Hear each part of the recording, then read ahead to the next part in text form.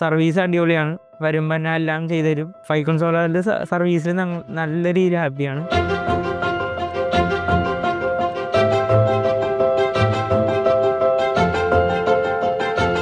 Hello, എൻ്റെ പേര് പ്രഥമേഷാണ്. ഇത് കണക്ഷൻ എടുത്തേക്കുന്നത് അച്ഛൻ്റെ പേരിലാണ്. ദത്താത്രേ, നോർത്ത് പറവൂരിലാണ് ശരിക്കും വീടുള്ളത്. സോളാർ വെക്കണം തീരുമാനം വന്നത് ബില്ല് കൂടാറായപ്പോൾ മാർച്ച്, ഏപ്രിൽ, മെയ് സമയത്ത് ബില്ല് നല്ലോണം കൂടുന്നുണ്ട്. 10,000 അടുത്ത് വന്നിട്ടുണ്ട്. അപ്പോൾ അത്രയും വന്ന കാരണം ഇതിലോട്ടൊന്ന് മാറി നോക്കിയിട്ട് ബില്ല് നല്ലോണം കുറയുന്നുണ്ട്. ഇപ്പം ഏകദേശം കുറഞ്ഞാണ് വന്നെ. പണ്ട് വേനൽക്കാലത്ത് നല്ലൊരു 10K അടുത്ത് എന്തായാലും വരും. ഇപ്പം അത് 200 അടുത്ത് വന്നിട്ടുണ്ട്. ഇപ്പം ഏകദേശം ഈ ഇൻസ്റ്റലേഷൻ നടത്തിയത് 5 kW 6 മാസമായി നടത്തി കഴിഞ്ഞിട്ട്. ഇവിടെ സെറ്റ് ചെയ്തേക്കുന്നത് 5 kW ഹൈബ്രിഡ് സിസ്റ്റമാണ്.